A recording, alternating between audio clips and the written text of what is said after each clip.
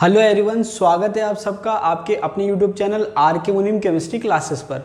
RPSC ने जो है एग्ज़ाम की डेट दे दी है। स्टार्टिंग डेट है 2 अक्टूबर और जो एंड डेट है वो है 22 अक्टूबर। मतलब आप मान के चलिए कि 2 अक्टूबर से आपका स्कूल लेक्चर का जो एग्ज़ाम है वो शुरू होने वाला है। तो आपके पास बहुत ज़्यादा समय नहीं बचा है। जुलाई, अगस्त और सितंबर 3 महीने बचे हैं। तो चलिए शुरू करते हैं। देखिए, हमने सरफेस केमिस्ट्री शुरू कर लिया था। एक वीडियो हमने पढ़ लिया था जिसमें हमने एडजॉर्प्शन पढ़ा था और 2 वीडियो और हम करेंगे जिसमें हमारा सरफेस केमिस्ट्री जो है कंप्लीट हो जाएगा। तो देखिए, आज हम पढ़ेंगे classification of soluble substances. Mainly हमारा जो टॉपिक है वो कॉलॉइड्स है। तो आपके आरपीएससी के जो सिलेबस है उसमें मैंने आपको कहा था कि एडजॉर्प्शन, कॉलॉइड्स और इमल्शन। इमल्शन जो है एक तरह से कॉलॉइड का एग्जाम्पल ही होता है। तो बेसिकली एडजॉर्प्शन और कॉलॉइड। एडजॉर्प्शन छोटा सा टॉपिक था जिसमें मैक्सिमम 1 या रेयरली 2 क्वेश्चन बन सकते हैं, इससे ज़्यादा नहीं बन सकते। तो पूरे यूनिट में से नॉर्मली 2 क्वेश्चन के चांस है, एक आपके एडजॉर्प्शन में से और एक कॉलॉइड में से, या मैक्सिमम बनना चाहें तो 3 क्वेश्चन बन सकते हैं। तो चलिए, यहाँ पर क्या दे रखा है, क्लासिफिकेशन ऑफ सॉल्युबल सब्सटेंसेस। ये कह रहा है कि जो सॉल्युबल सब्सटेंसेस है उसको क्लासिफिकेशन इसने कर रखा है, 2 कैटेगरी में डिवाइड कर रखा है। मतलब जो सब्सटेंस सॉल्युबल है, जो घुले हुए हैं, उनको 2 कैटेगरी में डिवाइड करा है। कौन कौन सी कैटेगरी है? एक तो है क्रिस्टलॉइड्स और एक है कॉलॉइड्स। अब देखिए, क्रिस्टलॉइड और कॉलॉइड जो है किस बेसिस पर क्लासिफाई करा है और दोनों में डिफरेंस क्या है, तो यहां पर हम देखते हैं। देखिए, पहला है क्रिस्टलॉइड्स। नाम से थोड़ा एक आइडिया लग रहा है कि क्रिस्टलॉइड मतलब क्रिस्टल से रिलेटेड है। ठीक है, क्रिस्टल, हालांकि बिल्कुल एग्जैक्ट मीनिंग वो नहीं है। एग्जैक्ट मीनिंग क्या है वो हम देख लेते हैं। क्या दे रखा है? सब्सटेंसेस होज एक्वस सॉल्यूशन। अब देखिए, किसकी बात हो रही है? Aqueous solution. मतलब जो भी सब्सटेंस है उसके एक्वस सॉल्यूशन, जलीय विलयन की बात हो रही है। Readily diffuses. डिफ्यूजेस का मतलब है, हिंदी में डिफ्यूजन को कहते हैं विसरण। क्या कहते हैं? विसरण। Readily diffuses through a parchment paper और एनिमल मेम्ब्रेन। तो देखिए, यहाँ पर पार्चमेंट पेपर और एनिमल मेम्ब्रेन की बात हो रही है। Are called crystalloid. तो जो आसानी से डिफ्यूज हो जाते हैं, किससे? पार्चमेंट पेपर से और एनिमल मेम्ब्रेन से, उसको हम क्या कहते हैं? क्रिस्टलॉइड।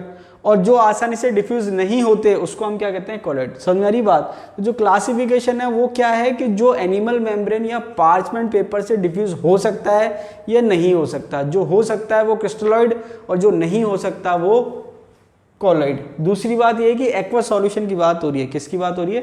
एक्वस सॉल्यूशन की। तो यहां पर हमने क्या देखा? सब्सटेंस वो aqueous solution readily diffuses through parchment paper और animal membrane are called crystalloid.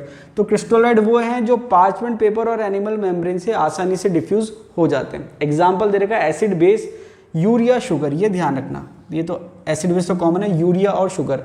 तो अगर आपसे कोई पूछे यूरिया का जो एक्वस सॉल्यूशन है वो कैसा होगा, तो आप कहेंगे क्रिस्टलॉइड। ऐसे ही शुगर का जो एक्वस सॉल्यूशन है वो कैसा होगा, तो आप कहेंगे क्रिस्टलॉइड। ठीक है, बाकी तो कॉमन है, inorganic salt, acid base, etc.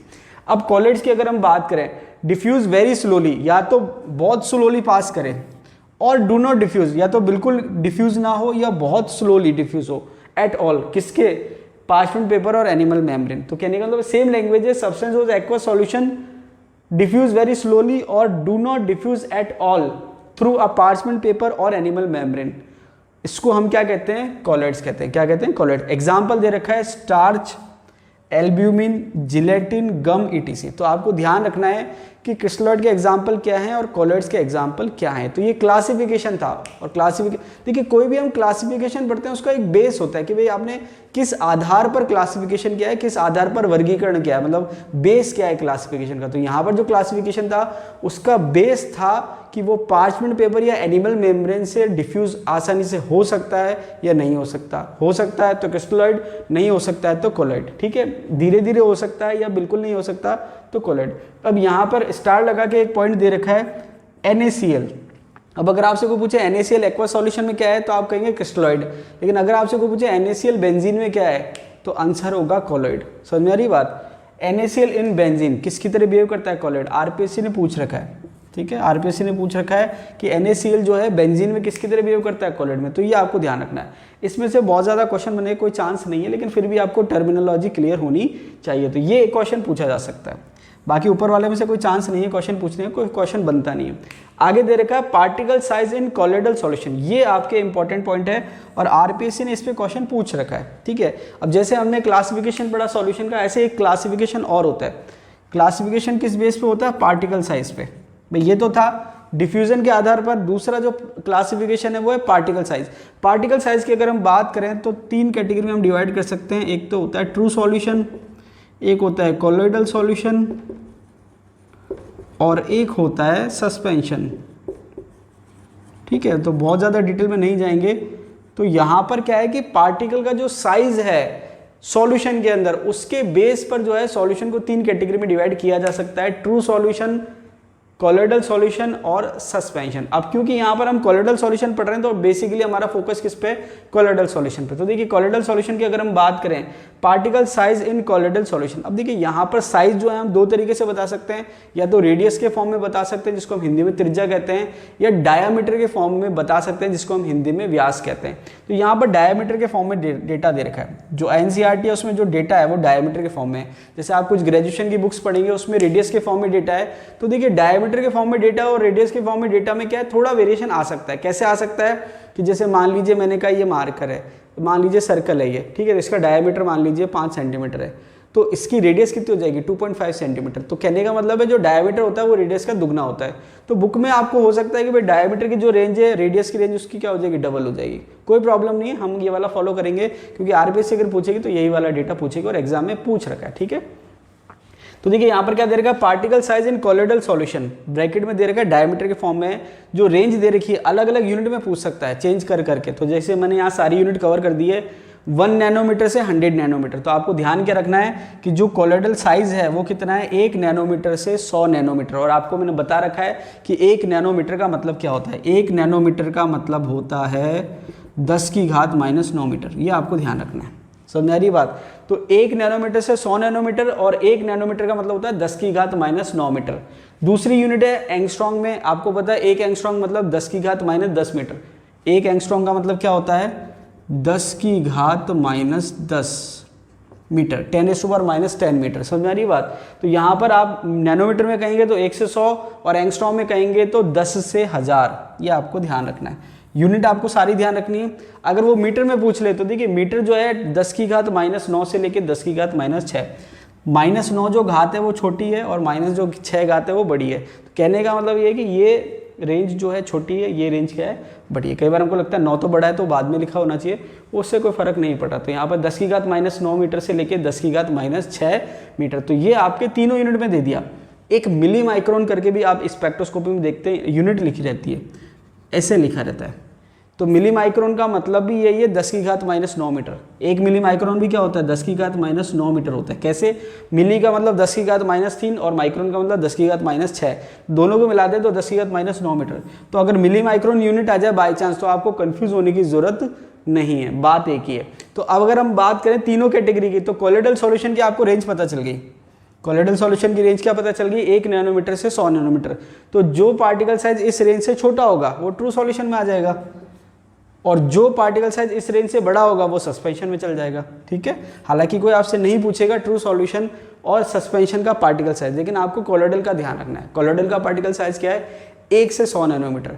बाकी के यूनिट आप कन्वर्जन कर सकते हैं, सारी आपको रटने की या याद करने की जरूरत नहीं है। एक ध्यान रखिए और उसका मीनिंग पता होना चाहिए कि उसका रिलेशन क्या होता है। तो 1 से 100 नैनोमीटर, 10 से 1000 एंगस्ट्रॉन्ग और 10⁻⁹ से 10⁻⁶ मीटर। समझ में आ गई बात। तो ये आपके पार्टिकल साइज हो गया, इंपॉर्टेंट है, पूछा जा चुका है आरपीएससी ने। ठीक है, उसके बाद दे रखा है कि अल्ट्रा माइक्रोस्कोप से आप क्या कर सकते हो, कोलोइडल जो सॉल्यूशन है उसके अंदर पार्टिकल को आप देख सकते हो अल्ट्रा माइक्रोस्कोप से। सिंपल माइक्रोस्कोप से नहीं देख सकते, अल्ट्रा माइक्रोस्कोप से देख सकते हो। उसके बाद दे रखा है एग्जिबिट टिंडल इफेक्ट। तो ये इसकी प्रॉपर्टी है, क्या है, कोलोइडल सॉल्यूशन की प्रॉपर्टी है कि वहां पर आप जो है पार्टिकल को अल्ट्रा माइक्रोस्कोप से देख सकते हो।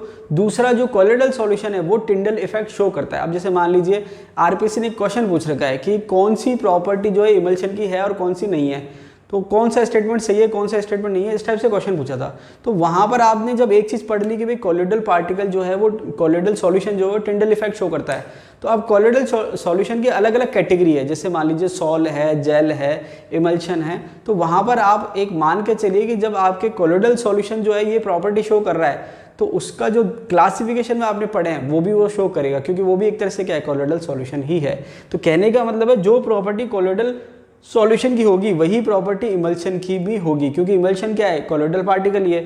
तो यहाँ पर इसकी एक प्रॉपर्टी क्या है इंपॉर्टेंट, टिंडल इफेक्ट। ये टिंडल इफेक्ट शो करता है। समझ में आ रही बात। टिंडल इफेक्ट क्या होता है, स्कैटरिंग ऑफ लाइट होती है जिसमें आपको पाथ पता चलता है। जैसे हमने देखा होगा सुबह सुबह के समय रोशनदान में से आपको लाइट का पाथ दिखता है, तो जो पार्टिकल होते हैं उससे लाइट स्कैटर्ड होती है जिससे वो आपको दिखाई देती है। जैसे आपने देखा होगा जो जुगनू है वो भी आपको दिखाई देता है। खैर बहुत ज़्यादा डिटेल में नहीं जा रहे, आपको केवल इतना ध्यान रखना है कि जो टिंडल इफेक्ट है वो ये शो करता है कोलोइडल पार्टिकल। आगे दे रखा है हेट्रोजीनस सिस्टम, ये क्वेश्चन भी एग्जाम में पूछा जा चुका है। देखिए ट्रू सॉल्यूशन तो क्या होता है, होमोजीनियस सिस्टम होता है। अगर आपने मेरा सॉल्यूशन का वीडियो देखा हो स्टार्टिंग वाला, तो मैंने वहां कहा था कि जो ट्रू सॉल्यूशन होते हैं सॉलिड प्लस सॉल्वेंट होते हैं, वहां पर होमोजीनियस सिस्टम होता है, एक फेज होती है। लेकिन जो कोलोइडल सॉल्यूशन है वो होमोजीनियस सिस्टम नहीं है, हेट्रोजीनियस सिस्टम है, दो फेज है। समझ में आ रही बात। हेट्रोजीनियस सिस्टम है, दो फेज है, डिस्पर्स्ड फेज और डिस्पर्जन मीडियम, ये आपको ध्यान रखना है। तो ये क्वेश्चन भी आरपीएससी ने पूछ रखा है कि कोलोइडल सॉल्यूशन जो है होमोजीनियस है या हेट्रोजीनियस है, या इसमें फेज की संख्या कितनी होगी, एक होगी या ज़्यादा होगी।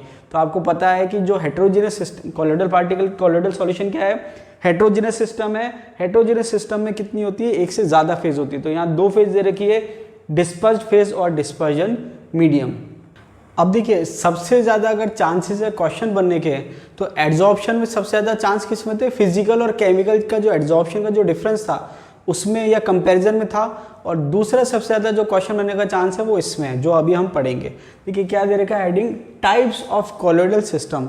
तो अभी हमने देखा कि जो कोलोइडल सिस्टम है वो हेट्रोजीनियस सिस्टम है, मतलब वहाँ पर दो फेज एग्जिस्ट करती है, जिसको एक को हम कहते हैं डिस्पर्स फेज और एक को कहते हैं डिस्पर्जन मीडियम। तो फेज जो है जिसमें जो स्मॉल में है या जिसका अमाउंट कम है, और डिस्पर्जन मीडियम जो लार्ज है। इसको ऐसे समझ सकते हैं कि ये सॉल्यूट है और एक सॉल्वेंट है, मतलब जो कम मात्रा में होता है डिस्पर्स फेज होता है और जो ज़्यादा मात्रा में होता है डिस्पर्जन मीडियम होता है। ठीक है, यहाँ पर टर्मिनोलॉजी चेंज हो गई है। वहाँ पर हम ट्रू सॉल्यूशन में कहते थे सॉल्यूट और सॉल्वेंट, यहाँ पर हम टर्म कहाँ में लेते हैं, डिस्पर्स फेज और डिस्पर्जन मीडियम। अब देखिए आपके एग्जाम में जो क्वेश्चन आएगा वो इस चार्ट पे क्वेश्चन आएगा, आराम से एक क्वेश्चन बनता है इस पे, और मैक्सिमम एग्जाम में बनता है। तो देखिए क्या दे रखा है, डिस्पर्स्ड फेज और डिस्पर्जन मीडियम, मतलब डिस्पर्स्ड फेज कौन सी होगी और डिस्पर्जन मीडियम कौन सा होगा, उस बेस पर हमने नाम डिसाइड करें किसके, कोलोइडल सॉल्यूशन के या कोलोइडल सिस्टम के, और उसके एग्जाम्पल।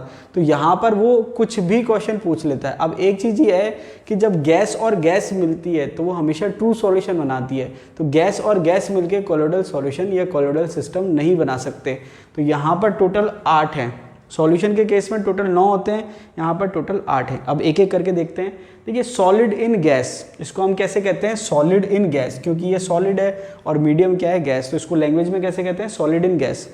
इसको हमने नाम दिया है सॉलिड एरोसॉल। क्या नाम दिया है, सॉलिड एरोसॉल। तो देखिए एक क्वेश्चन ये भी पूछा जा चुका है आरपीएससी ने कि कौन सा कॉम्बिनेशन ऐसा है जो कोलोइडल सॉल्यूशन नहीं बना सकता। तो वो ऐसे कहेगा gas in liquid, solid in liquid, liquid in etc करेगा। तो आपका आंसर क्या होगा, गैस और गैस। गैस और गैस मिलके कोलोइडल सॉल्यूशन नहीं बना सकते, ये आरपीएससी ने पूछ रखा है। इसके अलावा आरपीएससी कैसे कैसे क्वेश्चन पूछ सकती है कि सॉलिड इन गैस को क्या कहते हैं, ये आपको पता होना चाहिए। या फिर ऐसे कह सकता है कि सॉलिड एरोसॉल के लिए सही है, तो फिर वो कंडीशन दे देगा solid in gas, solid in liquid, solid in solid, liquid in gas, etc. तो ये आपको ये भी पता होना चाहिए और ये भी पता होना चाहिए। और लास्ट जो चीज़ है वो है एग्जाम्पल, कि भाई स्मोक जो है वो किसका एग्जाम्पल है। तो आपको क्या पता होना चाहिए कि भाई सॉलिड इन गैस का एग्जाम्पल है, या फिर सॉलिड एरोसॉल भी पूछ सकता है। तो ये पूरा चार्ट आपको अच्छे से याद होना चाहिए। तो देखिए यहाँ पर क्या दे रखा है, सॉलिड एरोसॉल कहते हैं और इसका एग्जाम्पल जो है स्मोक, फ्यूम और डस्ट। तो यहाँ पर स्मोक, फ्यूम और डस्ट ये आपके इंपॉर्टेंट एग्जाम्पल दे रखे हैं। देखिए हर एग्जाम्पल इंपॉर्टेंट है, सारे लगभग मान लीजिए 50% पूछ रखे हैं। कभी स्मोक पूछ रखा है, तो कभी मिस्ट पूछ रखा है, तो कभी फॉग पूछ रखा है, तो कभी क्लाउड पूछ रखा है, मतलब चेंज होते रहते हैं। कभी ये पूछ लिया, फिर कभी ये पूछ लिया, तो मान के चलिए कुछ ही पूछा जा सकता है। तो हमने क्या देखा, solid in gas, solid aerosol कहते हैं, एग्जाम्पल क्या है, स्मोक, फ्यूम और डस्ट। आगे दे रखा है सॉलिड इन लिक्विड, इसको हम कहते हैं सॉल, इसको हम क्या कहते हैं, सॉल, सॉलिड इन लिक्विड। देखिए कॉमन जो सॉल्यूशन भी हम पढ़ते हैं वो हम सॉलिड इन लिक्विड पढ़ते हैं। तो यहाँ पर सॉलिड इन लिक्विड को हमने टर्म क्या दिया है, सॉल। ठीक है, इसके एग्जाम्पल है paint, cell fluid, arsenic sulphide sol, gold sol और जिलेटिन। ठीक है, ये आपके AS2S3 सॉल लिखा हुआ है, ये गोल्ड सॉल है। ठीक है, जिलेटिन, ये इसके एग्जाम्पल हैं। इसके बाद दे रखा, अब देखिए क्योंकि इनके नाम में सॉल आ रहा है, इनके पूछने के चांसेस कम ही हैं। ठीक है, बाकी जो है कॉमन वो पूछे जा सकते हैं। इसके बाद दे रखा है सॉलिड इन सॉलिड। तो सॉलिड इन सॉलिड को हम कहते हैं सॉलिड सॉल, क्या कहते हैं, सॉलिड सॉल। और इसका एग्जाम्पल है रूबी ग्लास और जेमस्टोन, पूछ रखे एग्जाम में, सारे के सारे पूछ रखे हैं, ठीक है। रूबी ग्लास और जेमस्टोन किसका एग्जाम्पल है, सॉलिड इन सॉलिड का। आगे दे रखा है लिक्विड इन गैस, तो लिक्विड इन गैस जो होता है उसको हम एरोसॉल कहते हैं, क्या कहते हैं, एरोसॉल। तो देखिए यहाँ पर आप इसको ऐसे समझो कि सॉल, सॉलिड सॉल और एरोसॉल, समझ मेरी बात, सॉलिड लिक्विड में है तो सॉल, सॉलिड सॉलिड में है तो सॉलिड सॉल, और लिक्विड गैस में है तो एरोसॉल। तो ये सर टर्मिनोलॉजी आपको ध्यान होनी चाहिए। इसके बाद दे रखा है mist, fog, clouds, insecticide spray. तो ये आपसे पूछ सकते हैं, आराम से पूछ भी रखें, मिस्ट क्या होता है, फॉग क्या होता है, क्लाउड क्या होता है, ये सारी चीज़ें आपको पता होनी चाहिए। कोहरा और धुंध को कहते हैं, ठीक है। मिस्ट और फॉग क्या होता है, कोहरा और धुंध। क्लाउड आप जानते हैं बादल को कहते हैं। तो ये सारे आपको एग्जाम्पल पता होने चाहिए। आगे दे रखा लिक्विड इन लिक्विड, ये तो देखिए आपके लिए वैसे इंपॉर्टेंट हो गया। क्यों इंपॉर्टेंट हो गया, क्योंकि आपके सिलेबस में मेंशन है लिक्विड इन लिक्विड, स्पेशली अलग से मेंशन कर रखा है। भाई कॉलोइडल सॉल्यूशन तो है ही है, उसके अलावा इमल्शन अलग से दे रखा है उसने सिलेबस में, मतलब इमल्शन पे स्पेशल फोकस है। तो इमल्शन हो गया। अब इमल्शन के एग्जाम्पल जो है मिल्क, बटर। अब देखिए जो एनसीईआरटी है उसने ना बटर को गलत जगह मेंशन कर रखा है, बाद में जो इमल्शन है वहाँ तो उसने सही लिख रखा है, लेकिन जो पहले जो ये वाला चार्ट बना हुआ है वहाँ एनसीईआरटी में गलत लिखा हुआ है। तो आप करेक्शन कर लेना, देख लेना। बटर जो होता है वो इमल्शन का एग्जाम्पल होता है। Cream, hair cream, varnishing cream, तो ये सारे आपको एग्जाम्पल ध्यान रखना है इमल्शन के। इंपॉर्टेंट है क्योंकि इमल्शन आपके सिलेबस में दे रखा है, इसलिए आपको ये सारे एग्जाम्पल याद करने ही करने हैं। मिल्क हो गया, बटर हो गया, ये तो मोस्ट कॉमन एग्जाम्पल हैं जो सबसे ज़्यादा पूछे जाते हैं कि भाई मिल्क जो है वो क्या है, इमल्शन है, ठीक है। तो यहाँ पर इमल्शन का मतलब लिक्विड इन लिक्विड है, तो ऐसे पूछ सकता है कि इमल्शन क्या है, तो आंसर क्या होगा, लिक्विड इन लिक्विड, ठीक है। उसके बाद मिल्क क्या है, इमल्शन है। तो ये सारी चीज़ें आपको पता होनी चाहिए। बटर क्या है, इमल्शन है। उसके बाद इमल्शन को हम और डिटेल में पढ़ेंगे एंड में, चैप्टर के एंड में, ठीक है। आगे दे रखा है liquid in solid, liquid in solid को हम जेल कहते हैं। लिक्विड इन सॉलिड को हम क्या कहते हैं, जेल। तो जैसे चीज़ हो गया, कर्ड हो गया, जेली हो गई। तो जैसे आपने पढ़ा होगा देखिए जेल से क्या हो गया, जेली। तो जेली जो होती है वो क्या होता है, लिक्विड इन सॉलिड। बाकी चीज़ और कर्ड ये भी पूछ रखे हैं एग्जाम में, तो ये देख लीजिए, ये सब एग्जाम में पूछ रखे हैं या पूछे जा सकते हैं, तो आपको सारे एग्जाम्पल याद होने चाहिए। इसके बाद दे रखा है gas in liquid. Gas in liquid को हम फॉर्म कहते हैं, क्या कहते हैं, फॉर्म। एग्जाम्पल दे रखा है एग वाइट, सोप फॉर्म और लेदर, ठीक है, एक ही मतलब है। Froth, wiped cream, shaving cream. तो शेविंग क्रीम होगी, वाइप्ड क्रीम हो गई, सोप फॉर्म या लेदर हो गया, मतलब साबुन का जो झाग होता है, ये सब किसके एग्जाम्पल है, गैस इन लिक्विड। तो देखिए जो साबुन के जो बुलबुले बनते हैं, जो झाग बनता है, वो क्या है, गैस इन लिक्विड है, ठीक है। तो वो आपके जो बुलबुले बन रहे हैं वो गैस और लिक्विड से बन रहे हैं, तो गैस इन लिक्विड से बन रहे हैं। इसके बाद लास्ट है गैस इन सॉलिड। तो गैस इन सॉलिड को हम कहते हैं सॉलिड फॉर्म, और इसमें प्यूमिक स्टोन और फॉर्म रबर दे रखा है। प्यूमिक स्टोन पूछ रखा है एग्जाम में, आई थिंक जहाँ तक मुझे याद है सेकंड ग्रेड में पूछ रखा है। तो यहाँ पर जितने भी एग्जाम्पल है सब एग्जाम में पूछे जा चुके हैं या पूछे जा सकते हैं, इसलिए आपको सारे एग्जाम्पल याद होने चाहिए। तो कॉलोइडल सॉल्यूशन में से जो आपके सबसे ज़्यादा चांस है क्वेश्चन बनने का वो इसमें से है। क्यों, क्योंकि यहाँ पर पूरा एक मिक्सअप दे रखा है, तो कई बार याद करने में आसानी नहीं रहती कि भाई कौन सा एग्जाम्पल किसका है, कि भाई मिल्क किसका एग्जाम्पल है, चीज़ किसका एग्जाम्पल है, फॉग किसका है, मिस्ट किसका है, स्मोक किसका है। तो बहुत सारे एग्जाम्पल होते हैं, तो कन्फ्यूजन के चांस ज़्यादा होते हैं, इसलिए इससे क्वेश्चन आता ही आता है। तो ये आपको अच्छे से याद होना चाहिए। आगे दे रखा है classification of colloids on based on affinity towards dispersion. अब देखिए आपने एक चीज नोटिस करी कि यहाँ पर बहुत सारे क्लासिफिकेशन दे रखे हैं अलग अलग बेसिस पर। तो ये वाला जो क्लासिफिकेशन है वो किस बेस पर है, on affinity towards dispersion medium. मतलब डिस्पर्जन मीडियम के टुवर्ड्स उसकी एफिनिटी क्या है, मतलब वो उसको पसंद कर रहा है या पसंद नहीं कर रहा है, मतलब उसको अट्रैक्ट कर रहा है या रिपेल कर रहा है। इसको सिंपल लैंग्वेज में आप ऐसे समझ सकते हैं। तो देखिए यहाँ पर दो में डिवाइड करा है, लायोफिलिक और लायोफोबिक। तो देखिए यहाँ पर जो फिलिक शब्द है वो लव के लिए आता है, जैसे इलेक्ट्रोफिलिक, न्यूक्लियोफिलिक। तो इलेक्ट्रोफिलिक का मतलब जो इलेक्ट्रॉन को लव करता है, ऐसे लायोफिलिक। तो लायोफिलिक का मतलब, लायो का मतलब एक तरह से जो सॉल्वेंट है उसको आप कह सकते हो, और फिलिक का मतलब लविंग। तो यहाँ पर वो वाले कॉलोइड आते हैं जो आपके जो मीडियम है उसको लव कर रहे हैं, मतलब उसकी एफिनिटी ज़्यादा है, मतलब अट्रैक्शन शो कर रहे हैं। तो यहाँ पर हमने क्या दे रखा है, इजीली प्रिपेयर्ड, ग्रेटर अट्रैक्शन। यहाँ पर अट्रैक्शन जो है वो ज़्यादा होता है डिस्पर्स्ड फेज और डिस्पर्जन मीडियम के बीच में अट्रैक्शन ज़्यादा होता है, इसीलिए इनको बनाना आसान होता है और ये स्टेबल भी होते हैं, ठीक है। इसमें एग्जाम्पल दे रखा है रबर, स्टार्च, गम और जिलेटिन। तो जब आप रबर, स्टार्च और गम, जिलेटिन का जब आप कोलोइडल सॉल्यूशन बनाएंगे तो आसानी से इसको मिक्स करने पर या हल्का सा गर्म करने पर आप इसको आसानी से बना सकते हो। मतलब इसका जो मेथड ऑफ प्रिपरेशन है वो काफ़ी आसान है, इजीली प्रिपेयर्ड है। तो यहाँ पर हमने क्या देखा कि जो लायोफिलिक कोलोइड होते हैं वो स्टेबल होते हैं। पहली बात, स्टेबल होते हैं इसलिए क्यों? क्योंकि उनमें अट्रैक्शन फोर्स है। दूसरी बात, इसलिए आसानी से प्रिपेयर्ड हो सकते हैं। और यहाँ एग्जाम्पल आपके दे रखे हैं रबर, स्टार्च, गम, जिलेटिन। अभी लास्ट में एक टॉपिक आता है गोल्ड नंबर, वहाँ पर आपको एक डिफरेंस क्रिएट हो जाता है लायोफिलिक और लायोफॉबिक में। तो आपको एक चीज़ क्लियर हो गई कि जो लायोफिलिक है वो स्टेबल है। कैसे ध्यान रख सकते हो कि ये स्टेबल है कंपेयर टू लायोफॉबिक, ठीक है। इसी वजह से इसकी कुछ प्रॉपर्टी डिफरेंट होती है जो हम लास्ट में पढ़ेंगे। गोल्ड नंबर एक कंसेप्ट आता है वो यहाँ पर काम आएगा आपके। आगे दे रखा है लायोफॉबिक। तो फॉबिक का मतलब जैसे आपने सुना होगा हाइड्रोफोबिया, पानी से डर लगता है। तो फॉबिक का मतलब भय होता है, डर होता है। तो यहाँ पर लायोफॉबिक मतलब यहाँ पर जो कोलोइडल सॉल्यूशन बन रहा है वो क्या कर रहा है, सॉल्वेंट से उसको डर लग रहा है। तो जब डर लगेगा तो स्टेबल कैसे होगा? तो जब कहने का मतलब है बॉन्डिंग, मतलब जब एक दूसरे के बीच में लव है, अट्रैक्शन है तो बॉन्डिंग स्ट्रॉन्ग है, स्टेबिलिटी है। और जब डर है तो वहाँ पर स्टेबिलिटी नहीं होती, ठीक है। तो लायोफॉबिक कोलोइड जो है वो स्टेबल नहीं होता है, इसलिए बनाना आसान नहीं होता। क्या दे रखा है? स्टेबल नहीं है, बनाना आसान नहीं है। क्यों? क्योंकि अट्रैक्शन फोर्स नहीं है, एफिनिटी नहीं है। क्या दे रखा है? Special methods are required. क्योंकि स्टेबल नहीं है तो यहाँ तो इजीली बन गया था, लेकिन यहाँ पर क्या दे रखा है? Special methods are required to make the colloidal solution. तो यहाँ पर अगर आप देखोगे तो स्पेशल मेथड दे रखे हैं। अभी हम स्पेशल मेथड देखेंगे कौन कौन से दे रखे हैं। Special methods are required to make the colloidal solution. आगे दे रखा है फॉर एग्जांपल। अब इसमें कौन कौन से आते हैं? मेटल्स आ जाते हैं, मेटल के हाइड्रोक्साइड आ जाते हैं, मेटल के सल्फाइड आ जाते हैं, सल्फर ETC। तो ये आपके लायोफॉबिक कोलोइड में आ रहे हैं। तो जो मेटल के कोलोइड है वो इतनी आसानी से नहीं बनते। मेटल के, मेटल हाइड्रोक्साइड के, मेटल सल्फाइड के, सल्फर के, ये इतनी आसानी से नहीं बनते क्योंकि ये लायोफॉबिक है। तो इनके लिए स्पेशल मेथड काम में लेना पड़ता है, ठीक है। आगे दे रखा है क्लासिफिकेशन बेस्ड ऑन साइज।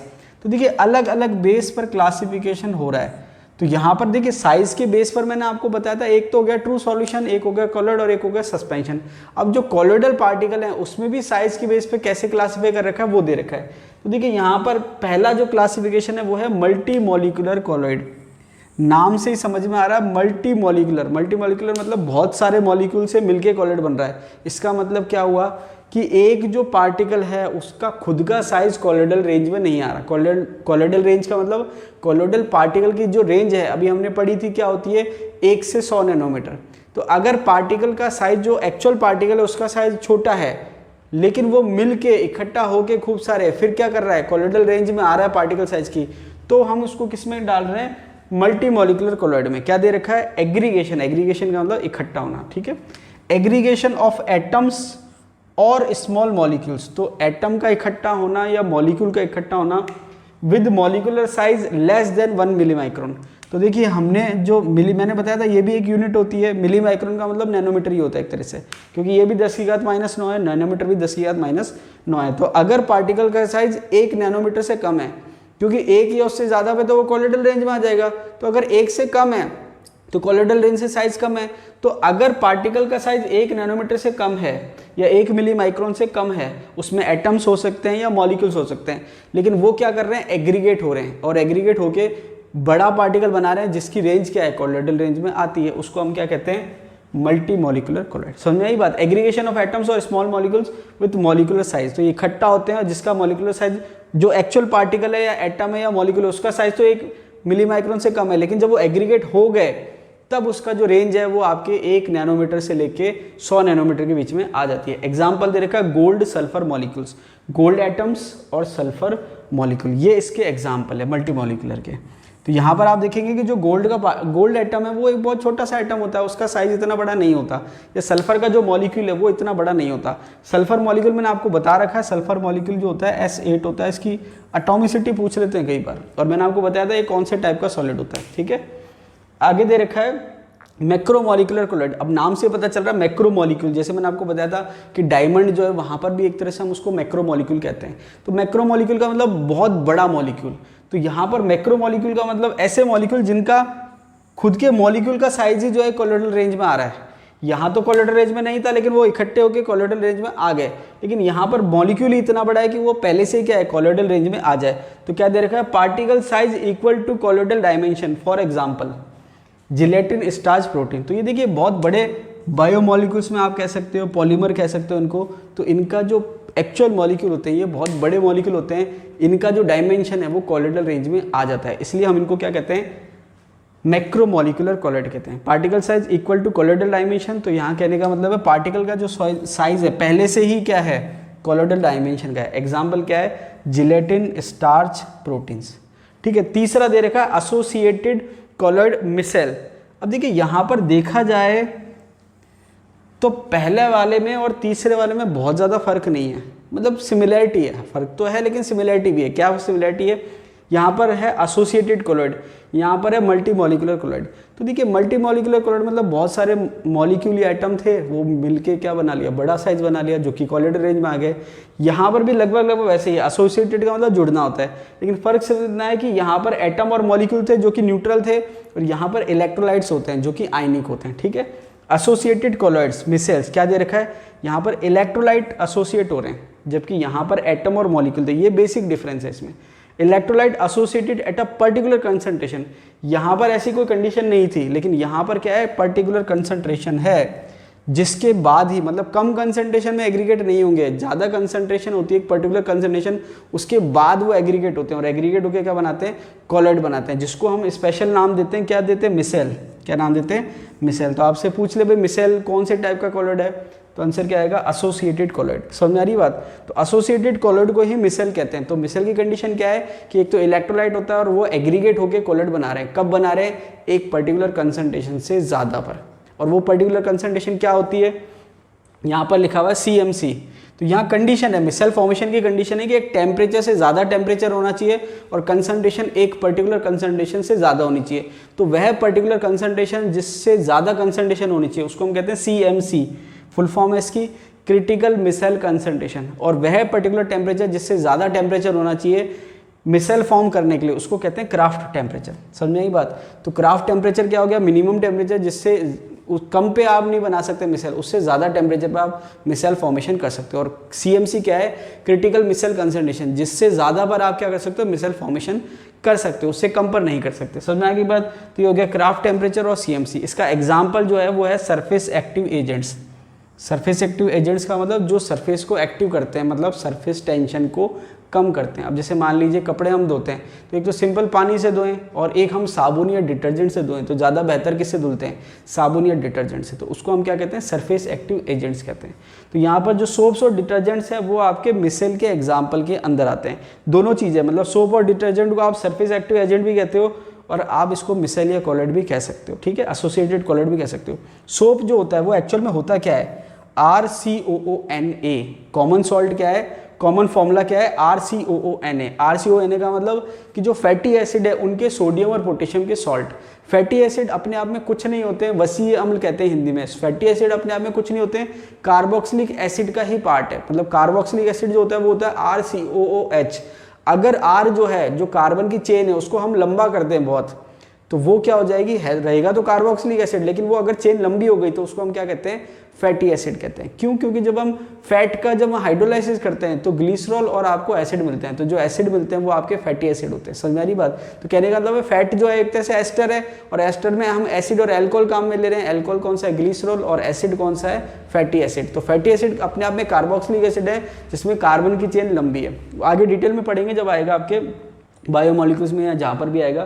तो यहाँ पर आपके जो R है वो उसकी संख्या बहुत ज़्यादा होती है, जैसे 15, 16, 17 ETC। तो यहाँ पर सोडियम और पोटेशियम के फैटी एसिड के जो सॉल्ट हैं उसको हम क्या कहते हैं, सोप। तो पूछ लेता है कई बार, ये RPSC ने पूछ रखा है स्कूल लेक्चरर के एग्जाम में कि सोप का फॉर्मूला क्या होगा या सोप क्या होते हैं। ठीक है, तो सोप क्या होते हैं, sodium and potassium salts of fatty acids. ठीक है, तो इसके मेनली सोडियम की हम बात करते हैं, sodium salts of fatty acid, या कार्बोक्सिलिक एसिड भी कह सकते हैं, या हायर कार्बोक्सिलिक एसिड भी कह सकते हैं। बात एक ही है, फैटी एसिड को चाहे हायर कार्बोक्सिलिक एसिड को, बात एक ही। हायर कार्बोक्सिलिक एसिड मतलब कार्बोक्सिलिक एसिड जिसमें कार्बन की संख्या ज़्यादा है। आगे दे रखा डिटर्जेंट। डिटर्जेंट जो है वो भी एग्जाम्पल है। अब देखिए डिटर्जेंट का आपको ध्यान रखना है कि ये तो कार्बोक्सिलिक एसिड के सॉल्ट हैं और ये आपके सल्फोनिक एसिड के सॉल्ट हैं, RSO3Na। समझ आई बात। कार्बोक्सिलिक एसिड क्या होता है COOH, सल्फोनिक एसिड क्या होता है SO3H। तो डिटर्जेंट जो है सल्फोनिक एसिड के सॉल्ट होते हैं, ये एक टाइप है डिटर्जेंट का। और भी तरह के डिटर्जेंट के फॉर्मूले हो सकते हैं, लेकिन मैंने यहाँ पर जो सबसे कॉमन है वो मेंशन कर रखा है। समझ आ रही बात।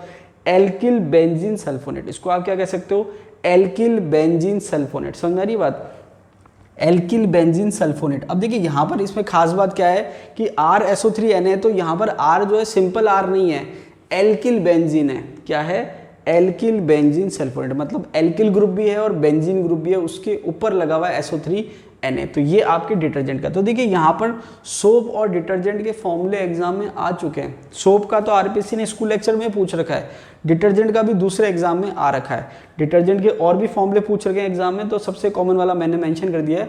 बाकी के जो डिटर्जेंट के और क्या क्या फॉर्मूले होते हैं ये आप गूगल पे सर्च करना, ठीक है। अब देखिए आगे दे रखा है पेप्टाइजेशन। तो कई बार वो पूछते हैं पेप्टाइजेशन क्या है, टर्म आपको पता होनी चाहिए। तो देखिए पेप्टाइजेशन में होता क्या है कि जो पीपीटी है उसमें आप सुइटेबल इलेक्ट्रोलाइट ऐड करते हो और उसकी वजह से जो पीपीटी है वो कन्वर्ट हो जाता है किसमें, कॉलोइडल पार्टिकल या कॉलोइडल सॉल्यूशन में। समझ में आई बात। तो यहाँ पर पेप्टाइजेशन क्या है, पीपीटी को हम कन्वर्ट कर रहे हैं कॉलोइडल पार्टिकल या कॉलोइडल सॉल्यूशन में। कैसे, सुइटेबल इलेक्ट्रोलाइट मिलाकर। समझ में आ रही बात। तो इसको हम कहते हैं पेप्टाइजेशन। समझ में आ गई बात। पेप्टाइजेशन का मतलब क्या है, पीपीटी से क्या बन रहा है, कॉलोइडल पार्टिकल या कॉलोइडल सॉल्यूशन। इसका रिवर्स अगर हम करें तो उसको हम कुछ और कहते हैं, आगे आ जाएगा जब भी हम देखेंगे। तो देखिए यहाँ पर पेप्टाइजेशन क्लियर हो गया आपको, पीपीटी से क्या बन रहा है, कॉलोइडल पार्टिकल सुइटेबल इलेक्ट्रोलाइट की प्रेजेंस में। अब यहाँ पर एग्जाम्पल दे रखे हैं, तो देखिए आपको टर्म पता होनी चाहिए। बहुत ज़्यादा एग्जाम्पल पे क्वेश्चन नहीं पूछे गए हैं, लेकिन पेप्टाइजेशन कंसेप्ट जो है वो आपको पता होना चाहिए। अब देखिए एग्जाम्पल क्या दे रखा है कि fresh ppt of FeOH whole thrice. तो यहाँ पर जो फेरिक हाइड्रोक्साइड है, इसका जो फ्रेश पीपीटी है उसमें जब आप FeCl3 का सॉल्यूशन मिलाते हैं, फेरिक क्लोराइड का सॉल्यूशन मिलाते हैं, तो उसको आप FeCl3 एक्वस या सॉल्यूशन लिख सकते हैं या Fe3+ आयन लिख सकते हैं। उससे क्या होता है कि आपके कॉलोइडल पार्टिकल बनता है। तो देखिए यहाँ पर अगर हम इस एग्जाम्पल को समझे तो मैकेनिज्म क्या हो रहा है कि पीपीटी जो है वो आपके सेटल हो चुका है। जैसे मान लीजिए पीपीटी सेटल हो चुका है FeOH होल थ्राइस का। अब होता क्या है कि ये जो आयन है Fe3+ ये उस पर एड्जॉर्ब हो रहा है। क्या हो रहा है, एड्जॉर्ब हो रहा है। मतलब ऐसे समझ लीजिए सरफेस पे जा रहा है, चिपक रहा है सरफेस के। तो सरफेस पे जब चिपक रहा है तो ये तो न्यूट्रल है, क्योंकि FeOH होल थ्राइस न्यूट्रल है। लेकिन जब ये आयन इसकी सरफेस पे चिपकेगा तो इस पे आयन पे, मतलब इस पे सरफेस पे चार्ज आएगा। अब क्योंकि Fe3+ प्लस चार्ज है तो प्लस चार्ज आएगा, और अब एक के बाद एक आएगा तो उसकी स्टेबिलिटी को वो कम कर देगा। क्या कर देगा, कम कर देगा। समझ में आ रही बात। जैसे मान लीजिए मैंने कहा कि ये पीपीटी है, सपोज समझने के लिए कह रहा हूँ, ये पीपीटी है, अब इस पर कोई चार्ज नहीं है, स्टेबल है। अब मैंने कहा कि इस पर एक Fe3+ आ गया, ठीक है, एड्जॉर्ब हो गया, सरफेस पे आ गया। ये दूसरा Fe3+ आ गया, ये तीसरा Fe3+ आ गया, एड्जॉर्ब हो रहा है। तो देखिए यहाँ पर आयन कौन सा एड्जॉर्ब होगा वो कंडीशन पे डिपेंड करता है। एक इलेक्ट्रोलाइट जो है कभी कौन सा आयन एड्जॉर्ब कर सकता है, कभी दूसरा आयन एड्जॉर्ब कर सकता है अकॉर्डिंग टू कंडीशन। अब होगा क्या, जब ये आयन पास पास में आ गए तो ये स्टेबिलिटी को कम कर देते हैं। स्टेबिलिटी को कम करने से ये क्या होता है, टूट जाते हैं। और जो प्रेसिपिटेट सेटल हो गया था, पीपीटी बन गया था, अवक्षेप बन गया था, वो क्या होता है, टूट जाता है स्मॉल पार्टिकल्स में, और क्या बना लेता है, कॉलोइडल सॉल्यूशन या कॉलोइडल पार्टिकल बना लेता है। समझ में आई बात। तो FeOH होल थ्राइस में जब आप FeCl3 सॉल्यूशन डालेंगे तो क्या बनेगा, पीपीटी कॉलोइडल पार्टिकल सॉल्यूशन बनेगा। और कौन सा दे रखा है यहाँ पर, FeOH whole thrice oblique Fe3+। इसका मतलब FeOH होल थ्राइस का कॉलोइडल पार्टिकल है जिसकी सरफेस पर कौन सा आयन चिपका हुआ है, Fe3+। ठीक है, ये आपको ध्यान रखना है।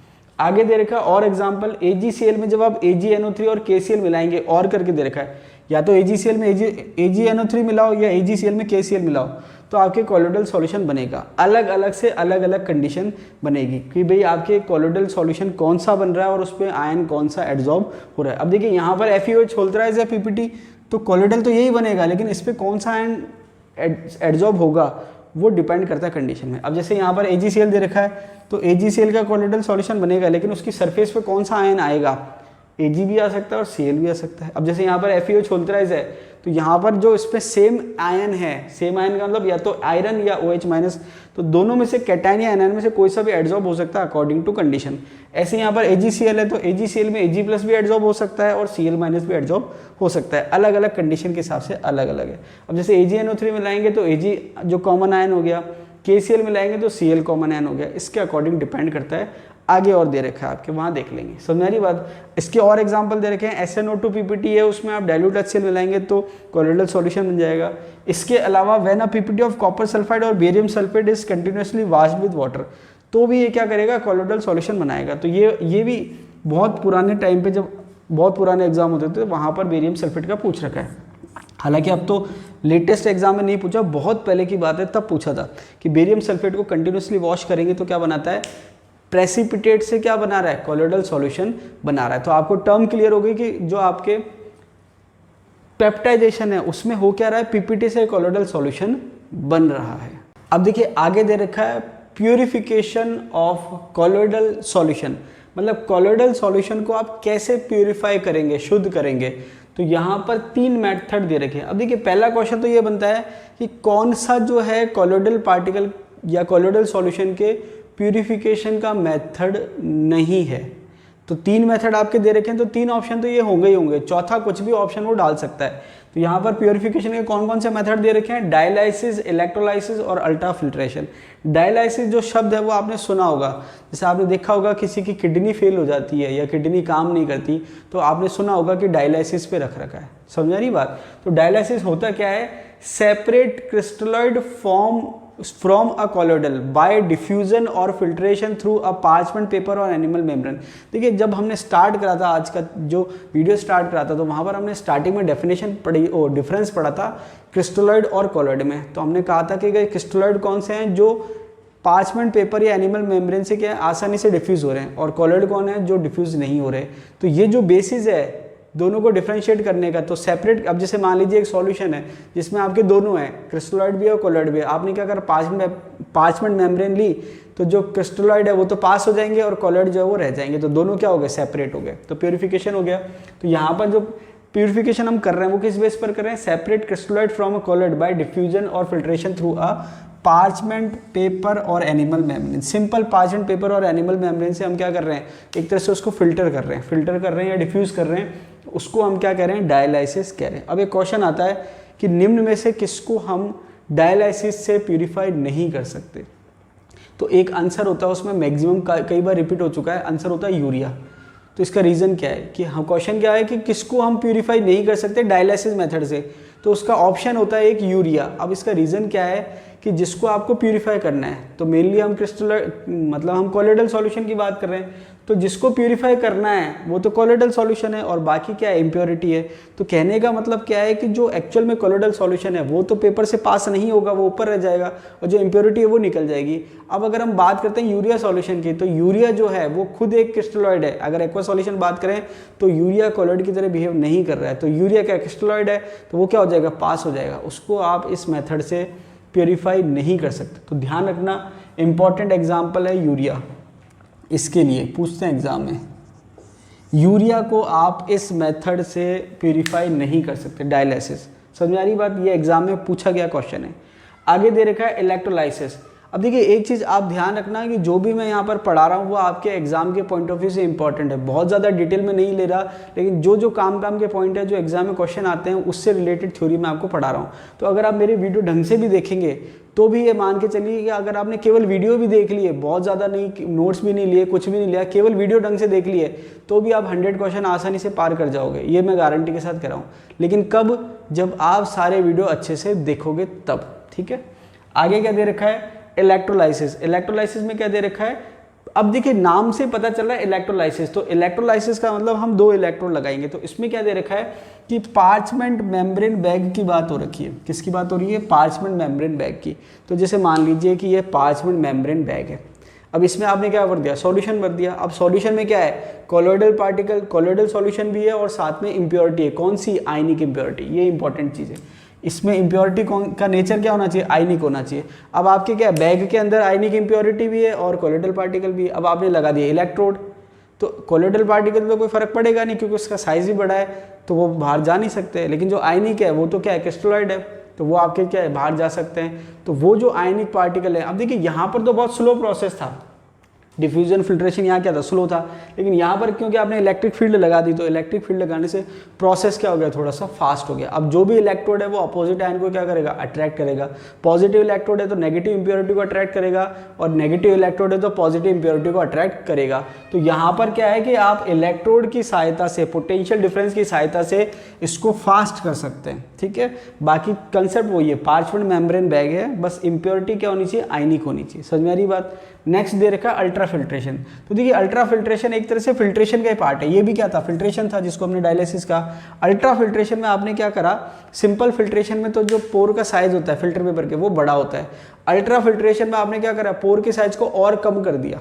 पोर के साइज को क्या करा, और कम कर दिया। कैसे कम करा, filter paper are impregnated with collodion. तो जो कॉलोइडन है उससे हम क्या कर रहे हैं, फिल्टर पेपर को इम्प्रेग्नेट कर रहे हैं। इसका मतलब क्या है कि फिल्टर पेपर जो है कॉलोइडन सॉल्यूशन, जो कॉलोइडन सब्सटेंस होता है उससे उसका जो पार्टिकल साइज है और कम हो जाता है, और कम होने से फिर हम उसको क्या कहते हैं, अल्ट्रा फिल्टर कह रहे हैं। क्या कह रहे हैं, अल्ट्रा फिल्टर कह रहे हैं, या अल्ट्रा फिल्ट्रेशन कह रहे हैं। तो सिंपल फिल्टर पेपर से करेंगे तो फिल्ट्रेशन, सिंपल फिल्ट्रेशन कहेंगे, और अगर हमने फिल्टर पेपर में कॉलोइडन इम्प्रेग्नेट कर दिया तो उसका पार्टिकल जो साइज है वो क्या हो गया, छोटा हो गया, उसको हम कह रहे हैं अल्ट्रा फिल्टर, और अल्ट्रा फिल्ट्रेशन प्रोसेस को कह रहे हैं। तो ये तो थी बात प्योरिफिकेशन की। अब देखिए क्वेश्चन क्या आता है कि निम्न में से कौन, देखिए इसमें दो क्वेश्चन बनते हैं। एक क्वेश्चन तो ये बनता है कि डायलिसिस से आप किसको प्योरीफाई नहीं कर सकते, आंसर होगा यूरिया।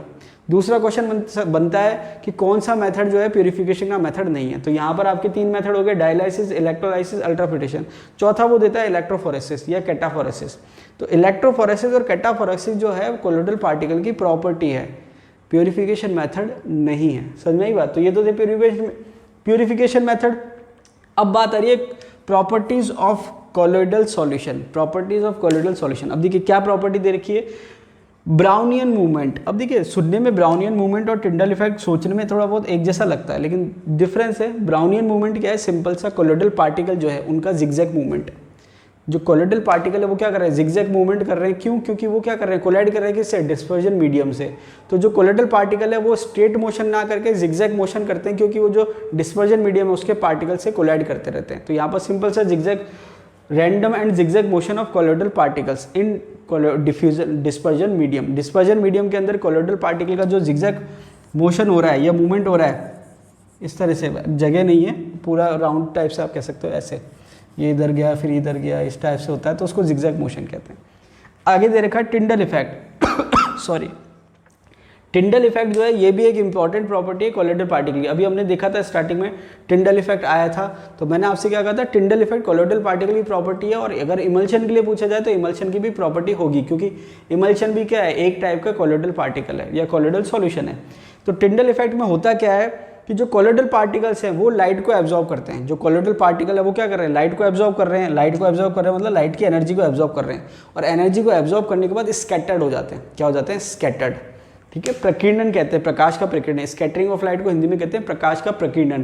तो यहाँ पर क्या है कि जो कोलोइडल पार्टिकल है उसने क्या करा, लाइट एनर्जी एब्जॉर्ब करी और अलग अलग डायरेक्शन में स्कैटर्ड हो जाते हैं। उससे होता क्या है, स्कैटर्ड होने से क्या होता है कि जो इल्यूमिनेट होता है, जो बीम थी, मतलब जो लाइट की बीम थी उसका पाथ इल्यूमिनेट हो जाता है, इल्यूमिनेट पाथ ऑफ बीम। अब देखिए होता क्या है कि जैसे मान लीजिए यहाँ से लाइट आ रही है और यहाँ जा रही है, तो जब तक वो लाइट किसी पर पड़ेगी नहीं वो दिखाई नहीं देगी। ये चीज़ आप समझना, लाइट जो है जब तक किसी पर पड़ती नहीं है वो हमको दिखाई नहीं देती। तो कहने का मतलब क्या है कि यहाँ पर क्या है कि जो लाइट एनर्जी थी वो कौन एब्जॉर्ब कर रहा है, कोलोइडल पार्टिकल। और colloidal particle light energy absorb करने के बाद क्या हो रहे हैं, स्कैटर्ड हो रहे हैं डिफरेंट डायरेक्शन में। तो वो जो लाइट एनर्जी जो थी वो क्योंकि स्कैटर्ड हुई है, पार्टिकल स्कैटर्ड हुए हैं, और वो जो लाइट एनर्जी थी उसकी जो पाथ होता है बीम का वो इल्यूमिनेट हो जाता है, जिसकी वजह से वो आपको दिखाई देता है। जैसे मैंने आपको कहा कि सुबह के समय आप देखेंगे रोशनदान में से एक रोशनी दिखाई देती है कि इसका पाथ जा रहा है। क्यों, क्योंकि वो आपके जो पार्टिकल है वो वहाँ पर कोलोइडल पार्टिकल क्या कर रहे हैं, इसको स्कैटर्ड हो रहे हैं बीम को एब्जॉर्ब करके और वहाँ पर पाथ को इल्यूमिनेट कर रहे हैं। इसका जो एग्जाम्पल है, टिंडल इफेक्ट का जो एग्जाम्पल है, तो आप देखेंगे कि जो स्काई जो है ब्लू कलर का, वो आपके टिंडल इफेक्ट का एग्जाम्पल है। जैसे सिंपल क्वेश्चन आता है कि भाई आसमान का रंग नीला क्यों दिखाई देता है, तो इसका एक तो सीधा सीधा आंसर आप कह सकते हो स्कैटरिंग ऑफ लाइट, प्रकाश का प्रकीर्णन। तो स्कैटरिंग ऑफ लाइट जो है वो किसके अंदर आ रहा है, टिंडल इफेक्ट के अंदर ही तो आ रहा है, ठीक है। स्कैटर्ड हो रहे पार्टिकल तो वो इसके अंदर ही आ रहा है, टिंडल इफेक्ट के अंदर। इसके अलावा जैसे मान लीजिए सिगरेट का जो धुआं है वो भी आपको आसमानी कलर का दिखाई देता है या हल्का ब्लू कलर का दिखाई देता है, वो भी टिंडल इफेक्ट का कारण होता है। इसके अलावा आपने देखा होगा जुगनू जो होता है वो रात को चमकता है, उसका कारण क्या है, वो भी टिंडल इफेक्ट ही है। ठीक है, तो ये आपके एग्जाम्पल है टिंडल इफेक्ट के। इसके बाद आपके दे रखा है इलेक्ट्रोफोरेसिस और कैटाफोरेसिस। तो ये एक अच्छा एग्जाम्पल है जो एग्जाम में ज़्यादा पूछा जाता है। वो ये देखिए, ये दोनों इतने नहीं पूछे जाते या नहीं पूछे गए, ये पूछा जाता है इलेक्ट्रोफोरेसिस और इलेक्ट्रोफोरेसिस ज़्यादा नाम आता है कैटाफोरेसिस। अभी इलेक्ट्रोफोरेसिस और कैटाफोरेसिस होता क्या है, जैसे मैंने कहा कि ये जो 3 ऑप्शन देगा साथ में ये देगा, तो इलेक्ट्रोफोरेसिस और कैटाफोरेसिस प्यूरिफिकेशन का मेथड नहीं है, क्या है, प्रॉपर्टी है। क्या प्रॉपर्टी है, अभी हमने क्या देखा इलेक्ट्रोलाइसिस में। इलेक्ट्रोलाइसिस में आपने देखा कि आप इलेक्ट्रिक फील्ड लगा रहे हो। इलेक्ट्रिक फील्ड लगाने से क्या है, क्योंकि वो पार्चमेंट मेम्ब्रेन है, ये आपके पार्चमेंट मेम्ब्रेन बैग है, तो क्या है कि कोलोइडल पार्टिकल तो बाहर जा नहीं सकता, इम्प्योरिटी जा रही है। लेकिन इस केस में हम क्या कर रहे हैं, इस केस में हम क्या कर रहे हैं, जो कोलोइडल सॉल्यूशन है वहाँ पर हम इलेक्ट्रिक पोटेंशियल अप्लाई कर रहे हैं, एक तरफ प्लस और एक तरफ माइनस। उससे होता क्या है कि जो कोलोइडल पार्टिकल है उस पर पर्टिकुलर चार्ज होता है। अब देखिए कोलोइडल पार्टिकल जो होते हैं उनकी नेचर होती है, उस पर या तो पॉजिटिव चार्ज होता है या नेगेटिव चार्ज होता है। नॉर्मली जो स्टेबल नहीं होते हैं उनकी बात हो रही है, लायोफोबिक की बात हो रही है। ठीक है, जो लायोफिलिक है वहाँ तो बहुत ज़्यादा चार्ज की ज़रूरत नहीं है, लेकिन जो लायोफोबिक है वहाँ पर चार्ज होता है जो उसको स्टेबल करने का काम करता है। जैसे हमने पेप्टाइजेशन में देखा, पेप्टाइजेशन में हमने क्या देखा, जब कोई चार्ज नहीं था तो वो पीपीटी बना रखा था, लेकिन जब चार्ज उस पर एड्जॉर्ब हुआ तब जाके वो कोलोइडल पार्टिकल में हुआ। क्योंकि कोलोइडल पार्टिकल क्या है, वो अगर आपस में जुड़ेंगे तो वो नीचे सेटल हो जाएंगे, तो सेटल हो जाएंगे तो पीपीटी बन जाएगा। तो वहाँ पर क्या है कि वो सेटल ना हो इसलिए उसके ऊपर चार्ज होता है। तो यहाँ पर क्या कह रहा है कि जो इलेक्ट्रोफोरेसिस और कैटाफोरेसिस है वो क्या कह रहा है कि इलेक्ट्रिकली चार्ज कोलोइडल पार्टिकल जब होते हैं तो वहाँ पर आप फील्ड अप्लाई करते हो। फील्ड अप्लाई करने से क्या होता है कि जो कोलोइडल पार्टिकल है उन पे चार्ज है पर्टिकुलर, जैसे हमने देखा था पेप्टाइजेशन में एक पर्टिकुलर चार्ज एड्जॉर्ब हो रहा है, तो वो जो चार्ज है उसकी वजह से वो मूवमेंट शो करता है। ठीक है, अगर पॉजिटिव चार्ज है तो वो पॉजिटिव चार्ज है तो नेगेटिव इलेक्ट्रोड की तरफ जाएगा, और नेगेटिव चार्ज है तो पॉजिटिव इलेक्ट्रोड की तरफ जाएगा। इसको हम कहते हैं इलेक्ट्रोफोरेसिस और कैटाफोरेसिस। तो ये थी इसकी प्रॉपर्टी, किसकी, colloidal, properties of colloidal solution. तो ये आपकी प्रॉपर्टीज कंप्लीट हो गई। अब देखिए यहाँ पर एक वीडियो और है जिसमें आपकी जो सरफेस केमिस्ट्री है वो कंप्लीट हो जाएगा। तो देखिए यहाँ पर जो है मैं अपनी तरफ से पूरी मेहनत कर रहा हूँ। अगर आप देखेंगे तो अभी जो है रात के 3 बज रहे हैं, तो मैं चाह रहा हूँ कि आपका जो सिलेबस है जल्दी से जल्दी कवर हो जाए, इसलिए जो है मैं अभी रात के 3 बजे भी आपके लिए वीडियो बना रहा हूँ। तो आप जो है मेहनत शुरू कर दीजिए, समय बहुत कम है और ये जो हमारा समय है ये हमको बहुत कीमती है हमारे लिए। तो हम अभी से जो है हमको पढ़ाई भी करनी है और रिवीजन भी करना है, तो आप लग जाइए। डेट जो है वो आ चुकी है, आरपीएससी ने 2 अक्टूबर डेट दे दी है, तो अब बिल्कुल भी आपको समय व्यर्थ नहीं करना है और एक एक मिनट कीमती है। आप जितना हो सके उतना ज़्यादा पढ़िए, करंट टॉपिक भी पढ़िए और रिवीजन भी करिए। मेरी शुभकामनाएं आपके साथ है। धन्यवाद।